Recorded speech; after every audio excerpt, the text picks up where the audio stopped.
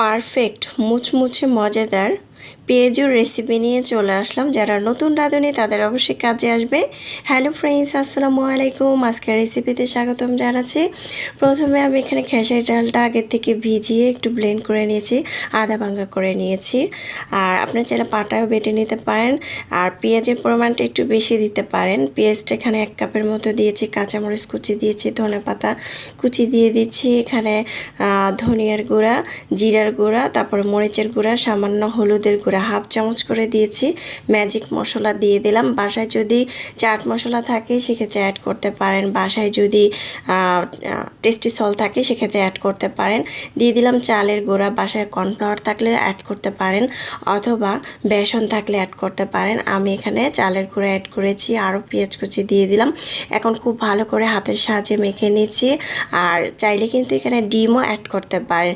যদি একটু পুষ্টিকর বেশি তৈরি করতে চান সেক্ষেত্রে আপনাদেরকে স্টেপগুলো বলে দিচ্ছি, আপনারা তৈরি করতে পারেন। আর চাইলে কিন্তু এখানে অল্প 1 টুকরোর মতো চিকেন অ্যাড করতে পারেন, পেঁয়াজুটা স্বাদ দ্বিগুণ বাড়িয়ে দিবে।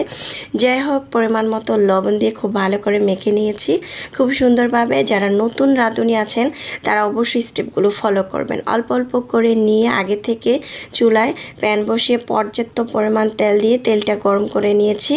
এই তো এখন এক এক করে ছেড়ে দিচ্ছি, দেখতে পাচ্ছেন। আর অবশ্যই সবসময় খেয়াল রাখতে হবে, ধৈর্য ধরে চুলার পাশে দাঁড়িয়ে এটাকে তৈরি করতে হবে। অনেক সময় দেখবেন উপর দিয়ে পুড়ে যাবে, ভিতর দিয়ে কাঁচা থাকবে, তাই ধৈর্য ধরে এরকম লাল করে ভেজে নিতে হবে।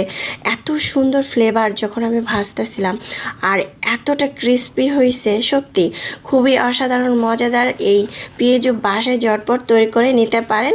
কতটুকু সময় লেগেছে আমি কিন্তু এটা সংগ্রহণ করেও রেখেছি। সবগুলো তো আর তৈরি করি নেই, সংগ্রহণ করে কিছু ডিপ ফ্রিজে রেখে দিয়েছি। প্রতিদিন বের করে কিন্তু এটা তৈরি করা যাবে। আল্লাহ হাফেজ, চাইলে ট্রাই করতে পারেন।